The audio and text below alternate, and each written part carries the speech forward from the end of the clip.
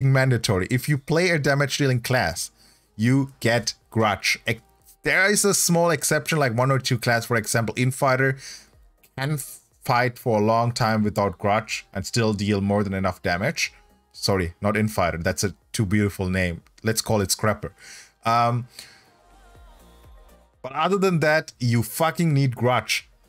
And people who tell you the following stuff or similar sentences like, but what if I take Grudge, I will take more damage and then I will die. But if I'm dead, I do 0 damage. So I take instead something bullshit like heavy armor for PvE, so I survive longer and deal damage. But fuck no, that's not true. So to explain it in the most basic way, if everyone in your party has the optimal engravings, for example, Grudge, to deal the most amount of damage, you will clear the boss faster and will give the boss less opportunities to do weird mechanics or hard-hitting skills. Which means while you are not having Grudge and having a defense engraving, which means you will deal less damage than you should actually do with Grudge, you make the boss survive longer and everyone in your team will have a higher chance to get hit more often by skills. So you fuck up the team just because you are too bad to dodge. So the first thing you need to learn in Lost Ark is it's not about reducing the damage you take in PvE if you are doing like end content. It's more about not taking damage at all. To learn the mechanics, to learn the animations, and to dodge. So that's the first thing, and that's one simple engraving makes so much difference. So Grudge is must have, and it will be the most expensive engraving at the beginning and forever. What's up, Daytrock?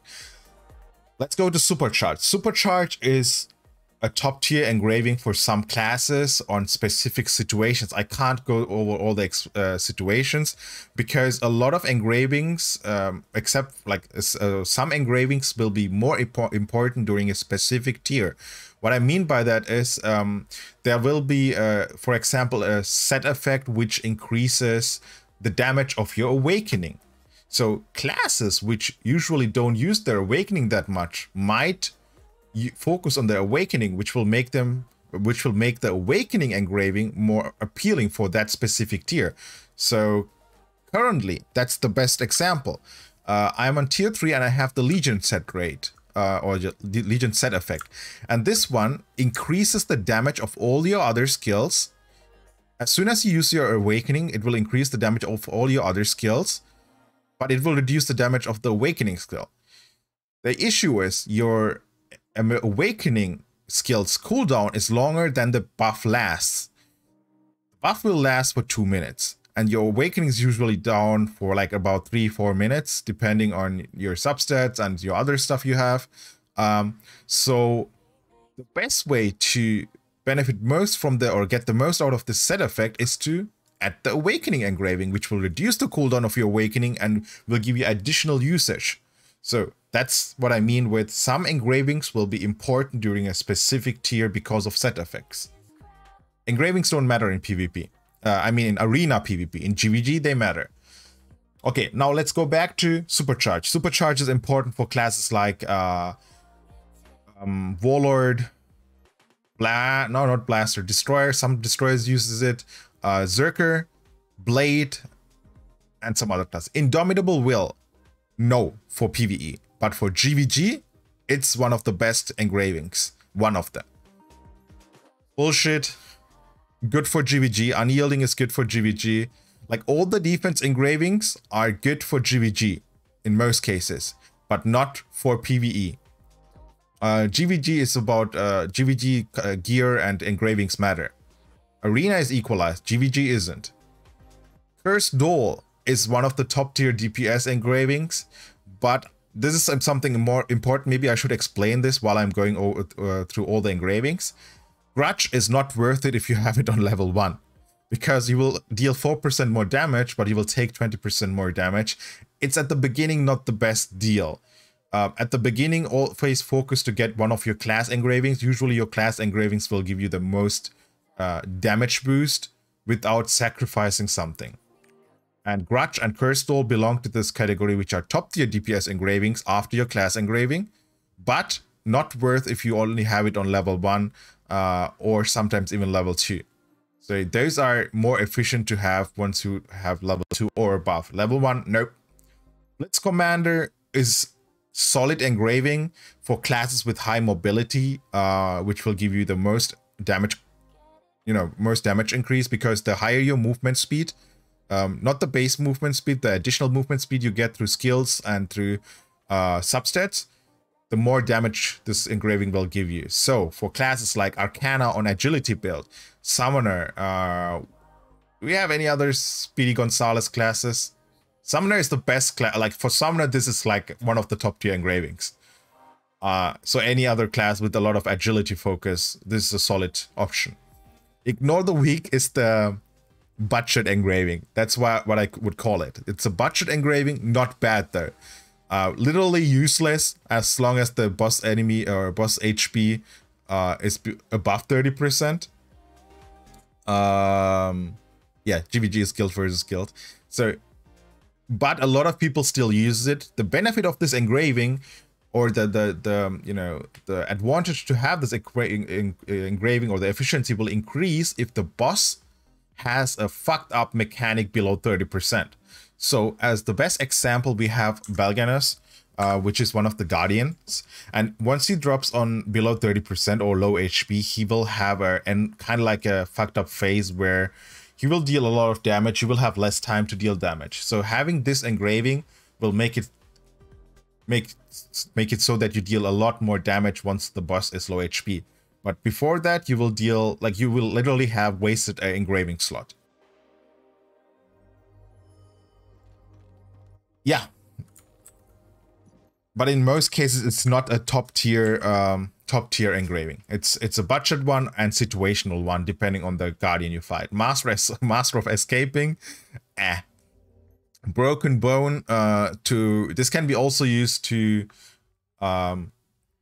in specific situations. I remember Destroyers used to use it while they were fucking OP with the identity boost, while the enemy was impaired, exhausted. They deal with the identity skill more damage anyways, and this would further increase it.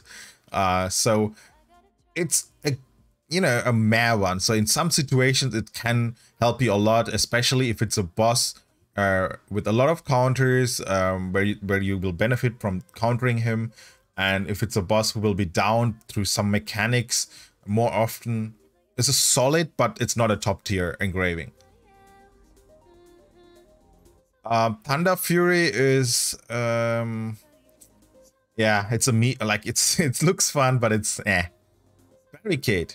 So this is an amazing engraving for Warlords. So basically, as long as you have a shield, you will do more damage. And Warlords on blue build or spec build have most of the time a shield.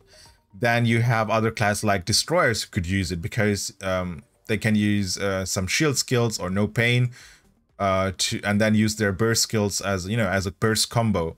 They will benefit from this skill. Arcana, and this is important, can be done. Actually, this combo can be done with a lot of other classes.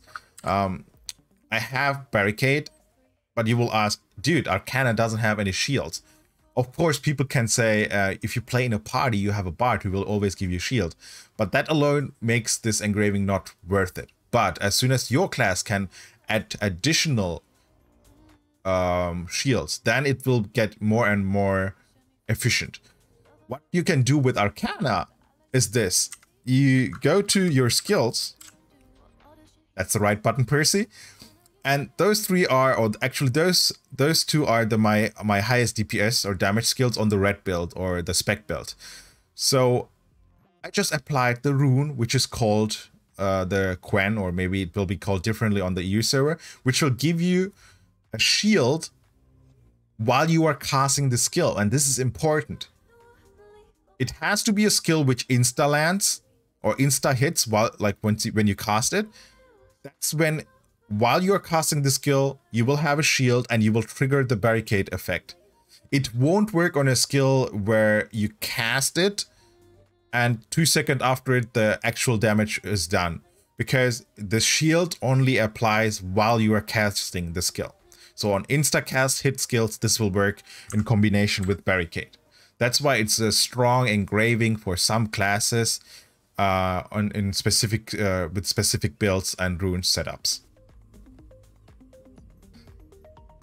Sharp blunt, this is this is really strong in a lot of tiers. It is less efficient if you already have high or additional crit damage boost. There is an entire formula to calculate how much damage increase a specific amount of crit damage increases. It's not one-to-one. If you think that getting 50% more crit damage equals to 50% more additional damage, that is wrong. That's not how it works.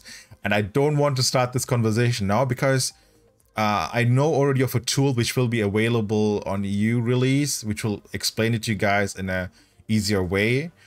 And I might make a video about this specific topic to explain how it works. I already have a spreadsheet for my guildmates made where I explain to them, guys, it's not true. The more crit damage you stack, the less damage increase you get through crit damage. That's the easiest way to put it or to explain it. I know people will be like, what? That doesn't sound right, but it is true in Lost Ark. So Sharp Blunt will give you the most amount of damage increase if your class doesn't have any additional crit damage increase through you know, skills or some other set effects. So basically this is a top tier engraving as long as you don't have already a lot of additional crit damage boosts. You know the proccing rate of the Maulers? I think it was 30%, 20 or 30%. And let me add an additional condition to this engraving. So this engraving, once again, to sum it up, is a top tier DPS engraving or damage deal engraving if you didn't stack a lot of crit damage already, and if you have enough crit chance. This is all about crit damage. If you don't have enough crit chance and you do some content and you realize, dude, I'm not critting a lot, then you are actually wasting a slot, and the malus effect of this will even reduce your damage. Awakening, as mentioned earlier, for bards, it's a, you know, kind of like a must-have engraving, or, you know, one of the top tier engravings. And currently during the Legion raid set, and this is the same case for other tiers, when you have a specific set around Awakening, then this specific engraving will be more important even for class for which it was actually a trash engraving before. So a lot of engravings will get more meaning, more efficiency in specific sets or during specific tiers. Vital attack, heavy armor must have, not for PvE.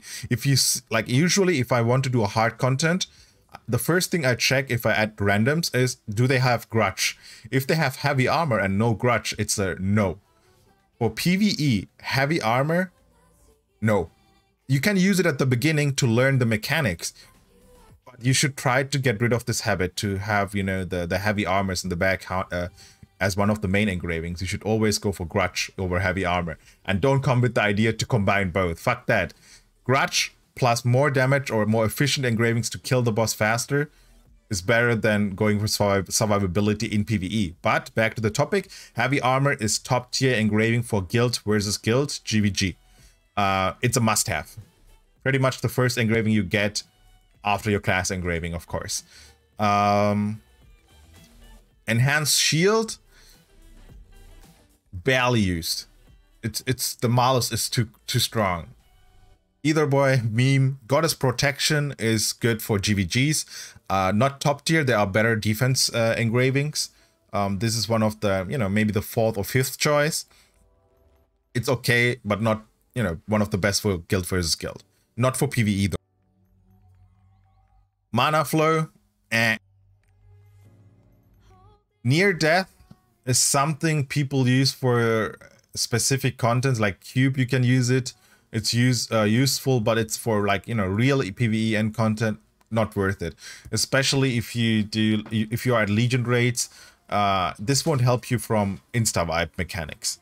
Steady State is, some people use it even for PvE, but it's not a top tier damage damage engraving. Warlords can use it.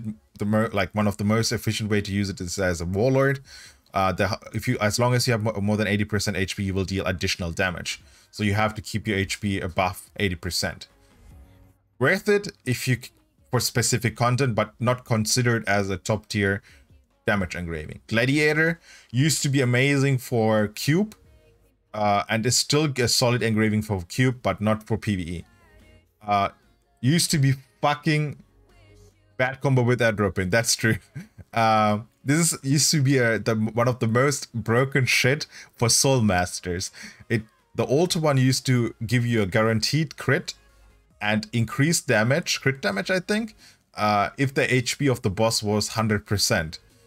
So basically, Soul Masters used the Awakening to one-shot or to fuck up the boss so fast, and luckily they changed it. Now it's okay for contents where you have a lot of mobs, like, you know, Chaos Dungeon and Cube, but not worth for actual raiding. Spirit Absorption, the engraving which you can combine with Blitz Commander. For classes like summoners, they can use it to, you know, if they need additional thing, but usually summoners already have enough movement speed, or other classes which are focused around other substats other than agility. Like agility will give you movement and animation speed. And if your class, like my Arcana, is focused on spec crit, you will run slowly and your animations are way slower. So people who go for those builds tend to use Spirit Absorption as a 5th engraving or 4th engraving sometimes to make your class a little bit faster in terms of movement speed and animation, which is actually not a bad choice, because animation speed and movement speed will somehow convert into damage increase too and survivability. Backstabbing Master, of course, for a lot of classes which have backstab skills, it's a top tier DPS engraving. For example, I think Infighter uses it, Blade uses it, Berserkers have also a backstabbing, Soul Master can use it, so this is a top tier damage engraving, but still after Grudge. Like Grudge is, in most cases, undefeated. Battlemaster too, true. Enhance Aether, fuck that. Everything what has to do with Ether or MP, fuck that. Pulverizing Fist. I don't know. Like, it feels like it sounds great, but there's usually always a better option. So you actually deal more damage on an downed enemy because you ignore armor or defense. So you can combine this with what was it, Broken Bone, and, like, you know, the Destroyer, while they were broken, they could have combined those two engravings to deal even more damage. But it's really situational. I wouldn't consider it as a all-time top or even as viable engraving for PvE. Explosion Master is one of the engravings which some people use for Legion raids, or like supports use for Legion raids.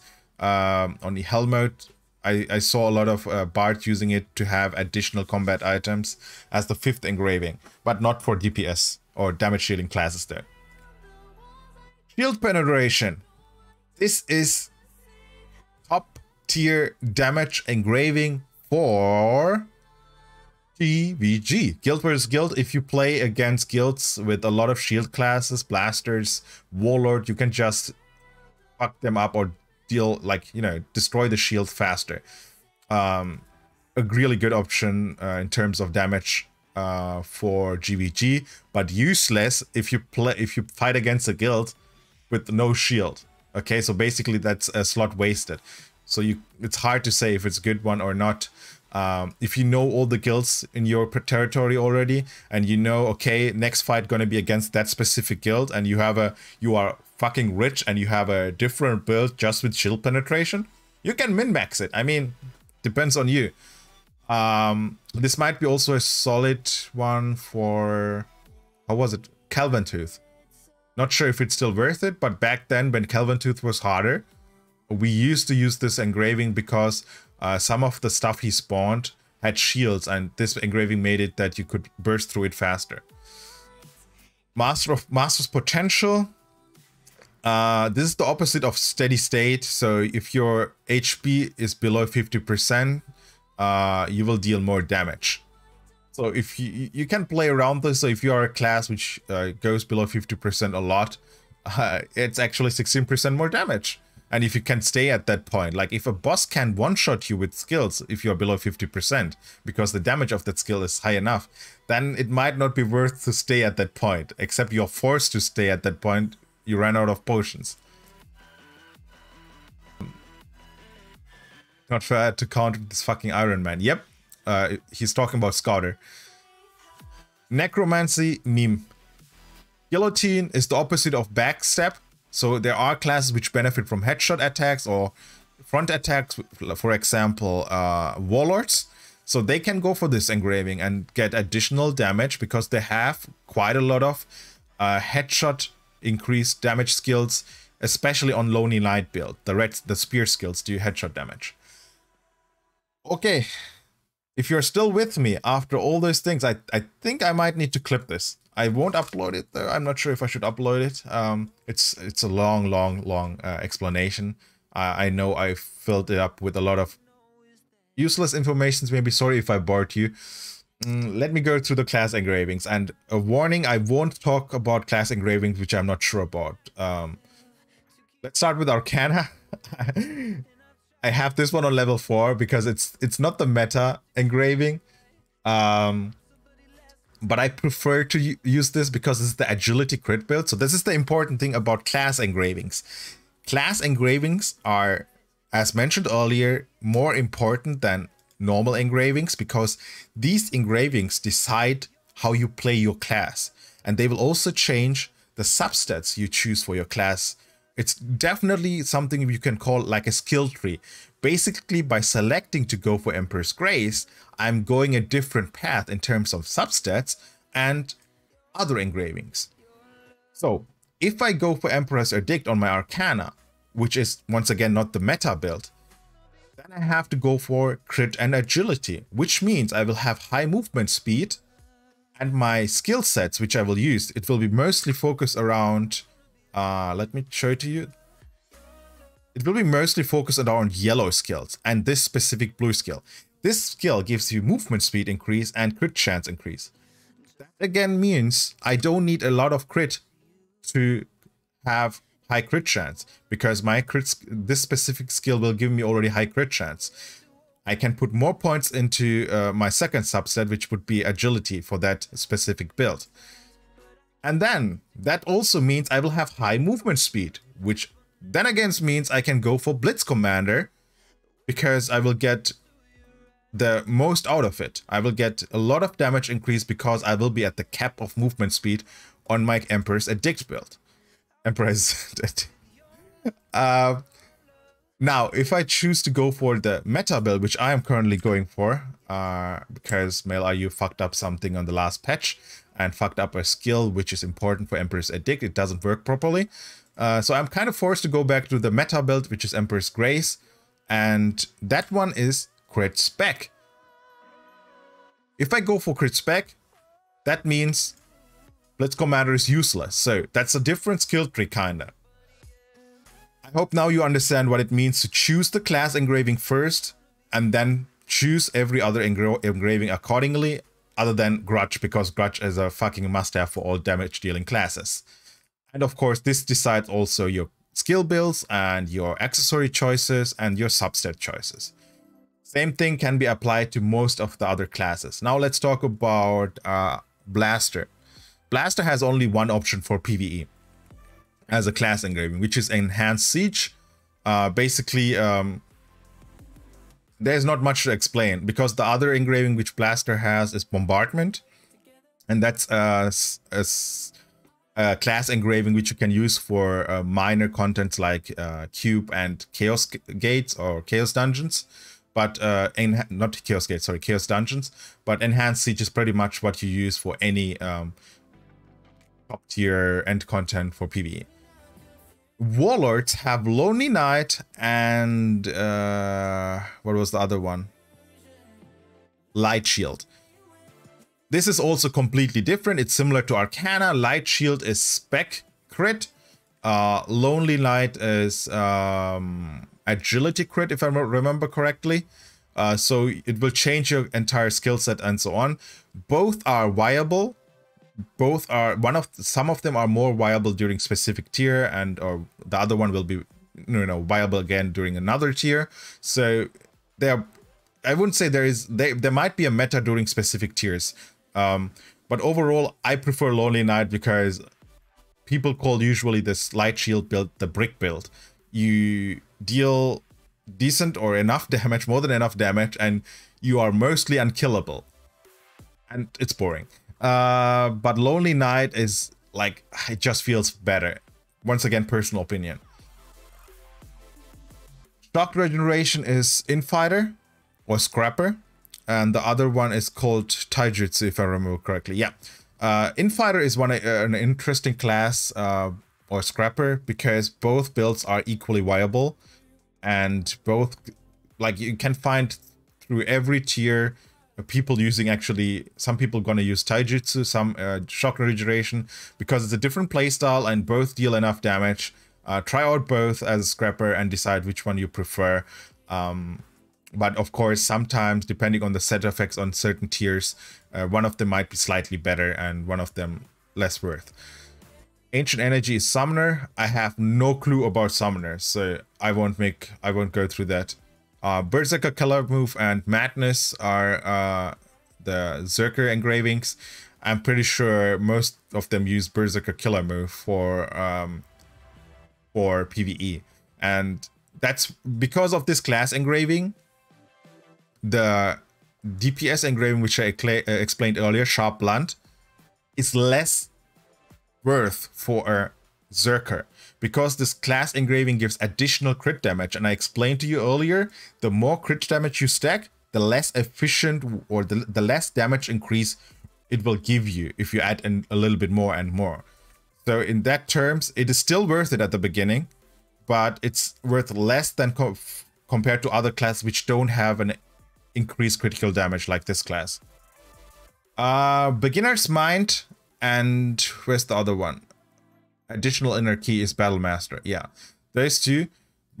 It's also a playstyle thing, but I know a lot of people go for Battle Master or Wardancer for Beginner's Mind, and a lot of people tell me that this is a boring one because basically most of the time you auto attack with this build. I'm not sure about Additional Inner Key. They might this is important. They might rework all those engravings. That's on their checklist, as far as I know. On the Korean server, they mentioned that they want to rework the engravings. Handgunner is Devil Hunter. Handgunner is meme, as far as I know. The other one is better. It's Enhanced Weapon. Yeah, Enhanced Weapon is better, or it's the meta build. Cantata of Valor. I think this is the wrong translation. It's Bard. Valor is the one which most Bard should go for, if I remember correctly, but Bard can also afford to use both. Basically, as a Bard, you can decide between healing your mates or boosting the damage, if I remember correctly. And in Lost Ark, if you do end content, and as I mentioned earlier, it's about dealing more damage and not taking damage at all, instead of reducing the damage you take. In that term, also, it means Bard can heal, but with a decent group, while doing an end content, you will usually never see a Bard using the heal with full buff. They will always save the buffs to use the attack buff, instead of using the heal. Heal can be used for cube and some other trash stuff, or for, for trash content where you're still learning, but to be more efficient, Bard should always go for the attack buff if you have a good team. Destroyer, Gravity Training. This was the broken shit, right? Was it this? I think Gravity Training was the broken shit, while Destroyer was OP. But I think a lot of them go back to Hammer of Rage now that they balanced the class again. So I'm not 100% sure about it. Senior Summoner is for summoners the superior. Was it? Yeah, but what was the second awakening for Summoner? Where is it? Dark Side? No.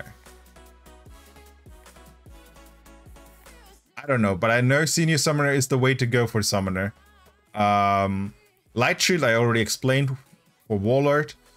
Soul Master, Heaven Defying Body is the one which people use. It's like for some classes you have two options, but it's a no-brainer go for a specific one. In this case, for a Soul Master, you go usually for Heaven Defying Body. For Scrapper, once again, you have both as a viable option. Second ally is Hawkeye, and where's the other one? Here, Last Fight is also Hawkeye. Currently, they buffed it, so a lot of people go for Last Fight over second ally. Superiority of Stars and Moonkick, I don't know about Lance Master. I'm not sure which one of those two are stronger or better.